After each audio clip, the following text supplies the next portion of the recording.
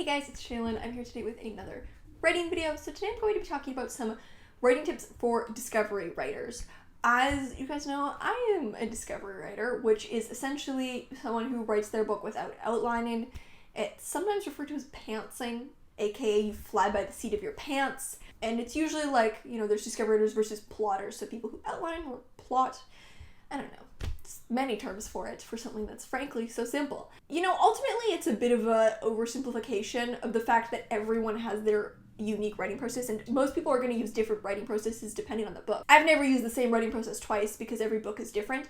And I think most people will have different writing processes depending on the book, especially if the works they write are just different. For me, it's like I could write two books that are pretty similar structurally and conceptually, but need really different writing processes because the ideas just develop differently and in a different order. So yeah, it's a bit of an oversimplification. I think everyone's process is going to involve whatever methods they use, and we try to group it into discovery writing and plotting. But since I started discovery writing, because I did used to outline my work, I've tried to make a lot of resources on the topic because I think there's more resources out there for plotters, which makes sense because that's a clear-cut process. Like, how do you outline your book? Like, that's clear. That's something that you can clearly make a resource on and easily look up. So I think there's less resources out there for discovery writers because by nature, the process is you're figuring it out as you go. I do have some past videos on the topic. I have one from last year on how to structure your book as a discovery writer and how to ensure your book has a strong structure. So there's a lot of tips for structure in that video. Today's video, I just wanted to run through a few tips for discovery writers, whether that's for staying organized or for working through your book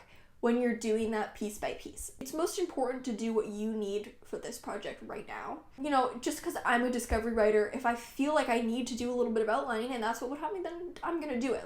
It's good to know what generally works for you, and I know that discovery writing works a lot better for me than outlining, and I get way better results and I enjoy it more. And that's what's important, I've talked at length about how discovery writing, I have a whole video on it even, on how it makes my writing better and how it benefits me, because a really common thing I hear outliners say is if you discovery write your book, it's because maybe you can't outline or you don't find outlining fun, but you have to accept that the book will be worse and require more editing. And I think that that's completely untrue. Just because a book was outlined versus not outlined doesn't mean that the book that wasn't outlined will inherently require more editing. I were to outline a book, I would probably need more editing in the end, because that process does not work for me and it does not yield the best results for me, and it causes a lot of problems in my work when I outline, which I talked about in that past video. And so for me, if I outline, I literally have to do more editing because it's not a helpful process. So these are just a few things that I find helpful. The first one is try micro outlining. So this is basically a way of outlining where instead of outlining the whole book at once, you just outline a handful of scenes at a time. I started doing this, I've actually kind of always done this as I've discovery written. The book that I've been working on the past 2 years is in vignettes, and so because it's a vignette novel, the chapters are super short. And so at the beginning I was writing, and I would have to stop after every vignette and figure out what my next vignette was going to be. And that was really choppy because unlike with a more traditional form where the scenes are longer and you might take several days to write a scene, or at least several days to write a chapter, in the case of my novel, which was in vignettes, I was writing scenes, because the scenes were so short, several scenes in a writing session. And so having to stop and figure out what my next chapter would be every time I got to a new chapter was so overwhelming and really cut up the flow of my writing process. That's why I don't really like doing things like writing sprints. Writing sprints don't really work for me because it's focus for 20 minutes, stop, and then it's okay, but now the timer went off. I completely lost my groove, and now it's hard to get back. So micro outlining is a practice that I found really helpful. Didn't have an outline for the book, but I would stop and outline the next for me they were vignette chapters. I would outline the next few chapters, maybe 4 or 5 chapters at a time. So I would just stop, think about my next 5 chapters-ish, write them, stop, think about my next 5 chapters. And so just outline in little bits as I went. That really helped me because I had a general sense of the arc of my book, but not all the scenes. And so it was I was just kind of braiding it all together as I went, and that really worked for me. I think that the book would have been frankly impossible to outline in advance.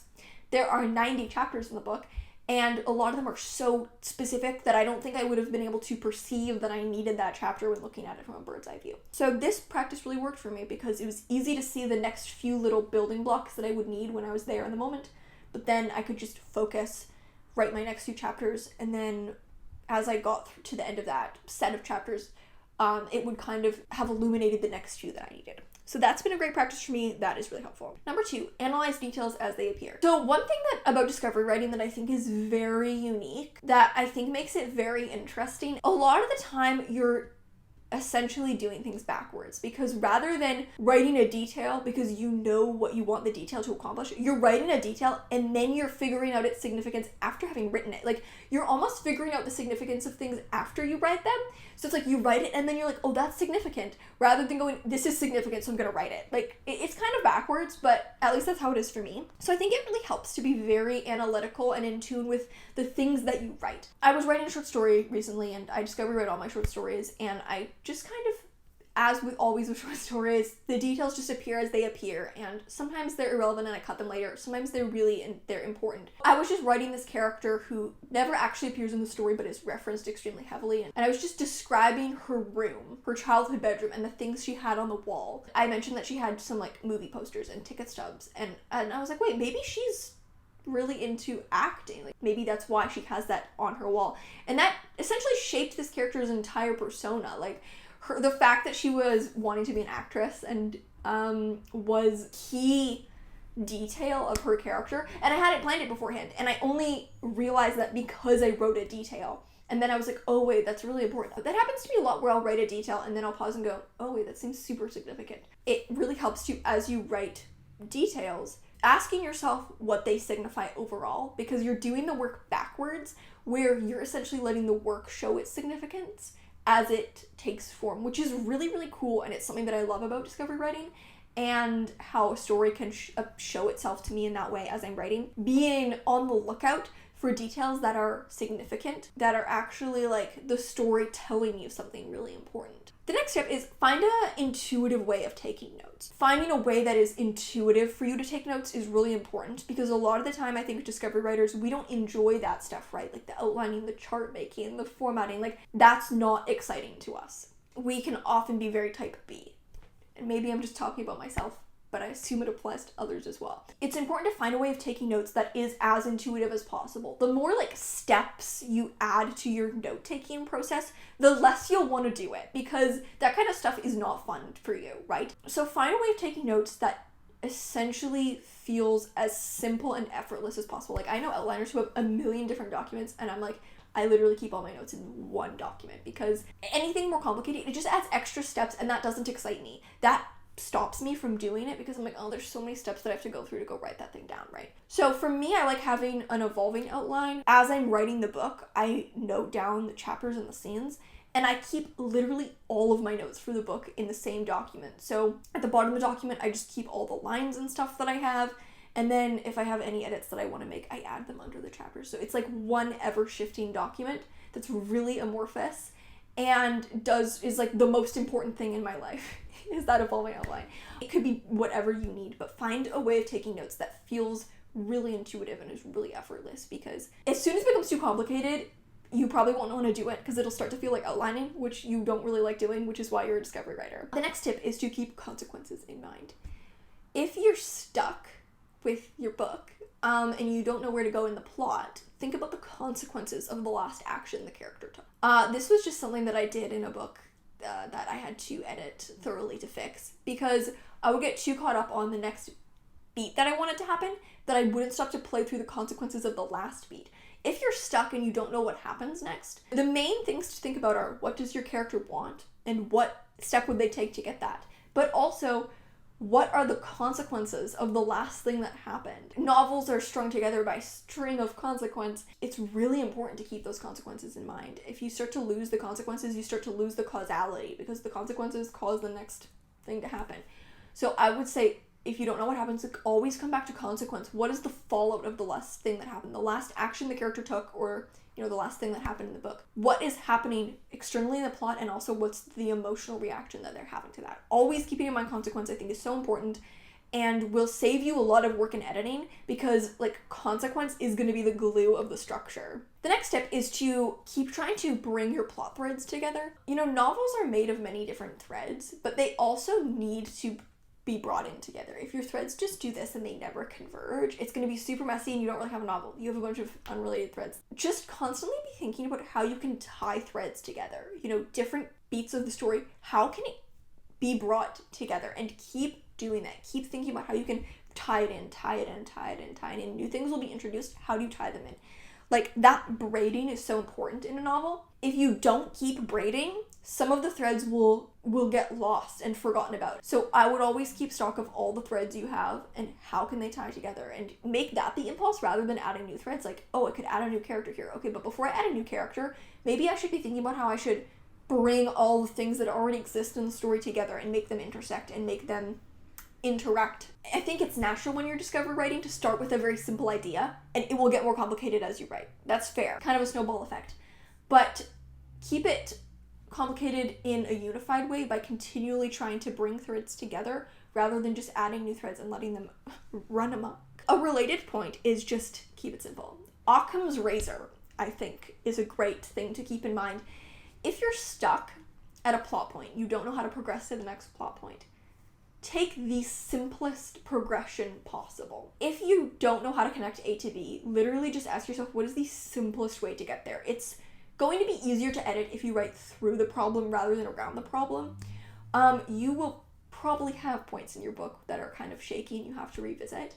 But for now, on the first draft, I would literally just say, okay, what is literally the simplest way to connect these plot points? If you're stuck, you don't know how to get from A to B, just like, keep it simple. Occam's razor. What is the simplest way possible? And honestly, I think in general, keeping things as simple as possible in terms of your plot is helpful. I know it's easy to herald complexity as like the greatest goal of a piece of work, but I think that true complexity comes from characters and ideas and feelings and thoughts more than plot. Like, if you might have a super complex plot. I don't know. Maybe you're writing some Game of Thrones type thing. But I think that for most people, unless your vision is literally like something super epic and complex, I think keeping the plot development as simple as possible gives the most room for character complexity on the page. Don't overcomplicate for the sake of complexity. I think stories will complicate when they need to complicate. When they need to become more complex, they'll do that naturally. But I wouldn't make that the goal. I would add complexity when the story requires it, and otherwise keep it as simple as possible. And aim for complexity in character instead. And finally, the final thing is just remember that as a discovery writer, the act of writing is your best problem-solving tool. Someone who outlines probably outlines because they work well away from the story. They can sit down, think through the story, write out the story in an outlined format. Whereas if you're a discovery writer, that probably doesn't work for you because you work best in the story. You kind of need to be in it, actively writing it for it to work. So if you get stuck, and this is calling out myself here, if you get stuck, the least helpful thing you can do is just sit back and take weeks off from the document because it's not going to solve itself because you work best when you're actively working on the story. That's why you discovery write, because the story appears to you through the act of writing. And so if you're stuck, the best thing to do is to actively write. I do this all the time where I get stuck and then I don't feel motivated and then I just sit back and it's like, it's not going to solve itself. You don't have that type of brain. You need to be in it, actively working through it to work through it. So keep that in mind that in all likelihood, if you are a discovery writer, it's because you need to be interacting with the story in the moment in order to make it move. It's probably not going to move at the same rate. It might a little. I do get a lot of ideas for my work when I'm away from the computer, but problems don't fix themselves when I'm just ignoring it. They fix themselves when I sit down to work through it. And that's something that I always have to remind myself because I always fall into that trap of just being like, it'll fix it. I'll think of something. No, you won't. Unless you sit down and fix it. That is all for this video. If you're a discovery writer, which I assume you are because you're watching this video, which is literally tips for discovery writers, I would just like to know what your best tips are in your writing process, little hacks that you found that make the process easier. Thank you guys so much for watching, and I'll see you in another video. Bye!